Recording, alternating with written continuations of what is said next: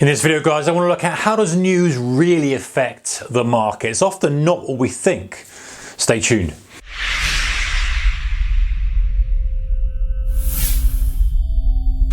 Hey guys, warm welcome to you. All right, so news, how does news affect the market? Very often as traders, we can get confused when we see something that's obviously bullish news that really doesn't have the impact on the market that we think, or something that's super bearish and the market still goes up. So there's really a kind of rule, underlying rule, and it's a broad rule. As with all trading, listen, nothing is set in stone, there's always exceptions, but there's generally a broad rule that we can use as a rule of thumb to guide us when we have a news release. Guys, this channel is sponsored by Core Spreads Australia, this video specifically as well, so please do check them out in the description below. There's a link there, go and check them out, go and check out the Core Trader 2 platform, crack open a demo account, have a look around at the tight spreads that they offer. Okay, so we've got a scenario. And let's imagine this amazing table I've constructed for you here. So imagine we have a bull market, a bear market, and a neutral market, and that's down this side here. So we've got the bull side, the bears, and then a range bound condition. So bull market, obviously an uptrending condition, pretty standard like this, easy to kind of identify. Bear market, we've got this. Neutral, maybe we're kind of doing this, and maybe we're going slightly one way or another, but not that aggressive really. So that's the conditions. And now we have the news release. So we've got good, bad, and neutral. What I mean by good, so good is subjective way I've kind of put loads around it, because it's very difficult, I think, and very misleading to tag news as good sometimes.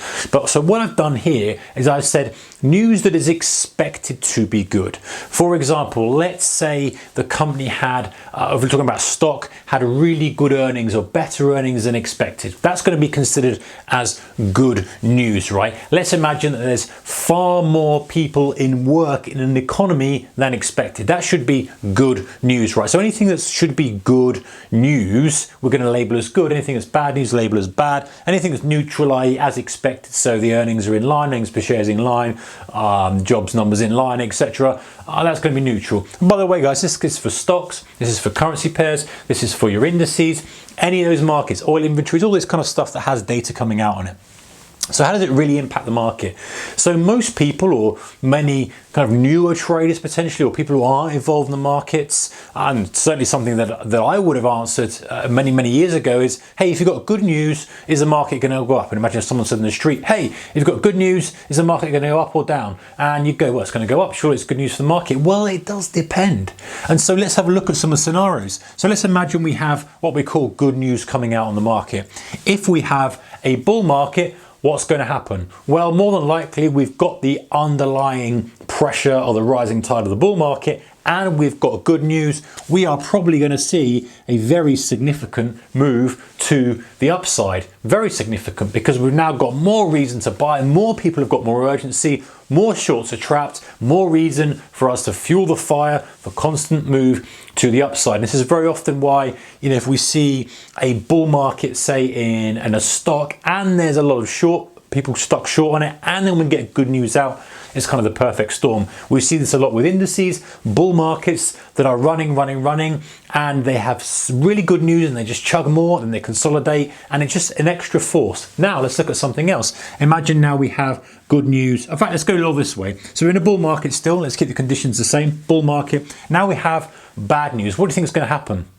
Well, most people are going to say, hey, if the market has bad news, what's going to happen? Well, I think it's going to go down. Well, you would probably be right. But when we have a bull market, generally the news is flushed away, it's shoved under the carpet, and we tend to get a continued move. So very often we kind of get this, the knee-jerk move down, and then we get the continuation where people say, you know what, I don't care. We've got a little bit of a discount on the price today, let's buy it anyway. And that seems to be what happens, and you see this very often, guys. And this is the key thing. These alternative things are super key, because very often people are like, it's horrible news, this market should be collapsing. It takes a lot to swing a market. Imagine a market's kind of a big oil tanker. You know, you can be hard to starboard, or whatever the terminology is for shipping, and it might take you miles before it finally steers ideas over. And so that would have to be constant input of bad news, bad news, bad news, bad news, bad news. Eventually it might roll over. One little input isn't going to damage it at all. One little kind of push to one direction isn't going to move it at all. And that's the same for a market. So bad news, often we get a bullish move up. Now, and the slight difference, of course, of good and bad is that we might get a knee-jerk reaction to the downside, but people are often buying on that dip. So something I then tend to position for, especially in a bull market, if we see some negative news on something, or if we've had a stock that's super, super strong, a little bit of negative news on it, not necessarily jumping in on the dip because you don't know whether this is just going to be too negative for it to hold on and how long it's going to go, but then seeing if strength comes back, because very often that's caught so many people out. They're selling it short, they're getting out of position, and it starts to lift back up again, and you start to see it perhaps back to the point it was before the bad news, and now you start to look at the facts. Hey, bad news, stock is at the same price it was before the bad news. That's telling me something. That's telling me that it's bullish. So news isn't necessarily having the impact. All it's doing is creating a buying opportunity for traders who are a little bit wiser to the situation. Bull market, neutral. What do you think is going to happen? Resumption of the trend. Generally, we'll have a stagnation up to the news on the bull market. So for example, we'll have a kind of sit there, news comes out, and then we'll continue. Now, it won't necessarily explode up, but we'll kind of buying will start to kick back in. People will just be waiting to see if something happens and you get a little bit of a spike one way or another. Then when the news comes out, it's in line with expectations, job numbers in line with expectations, no move in the interest rate announcement, nothing crazy is said by ECB or whatever you're trading.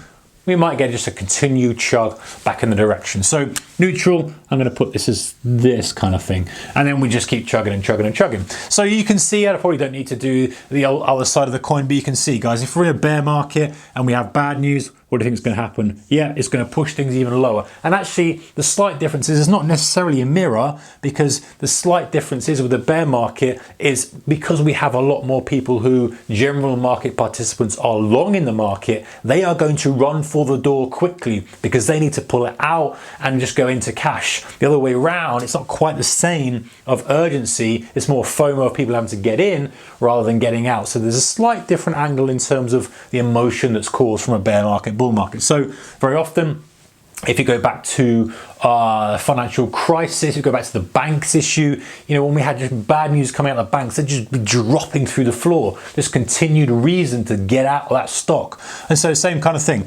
What about if we have good news in a bear market?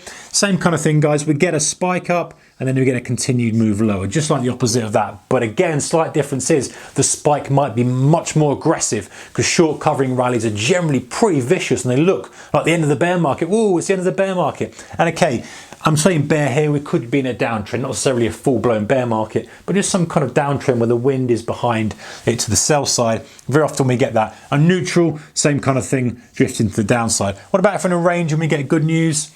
Not a lot, we're probably going to stay in the range. It might be enough, depending on the news, to break us out of the range. That's the potential. If it's good enough, it might then be the catalyst we need to push out of the range. Same with a bad situation.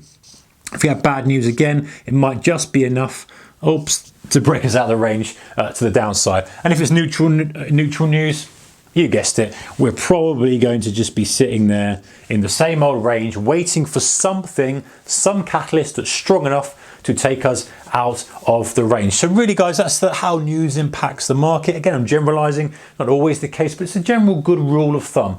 So check out our channel sponsor, guys. The video is sponsored by Core Spreads Australia. There's links to them in the description below. Go and check them out and see if they're right for you. Take care now. Bye-bye.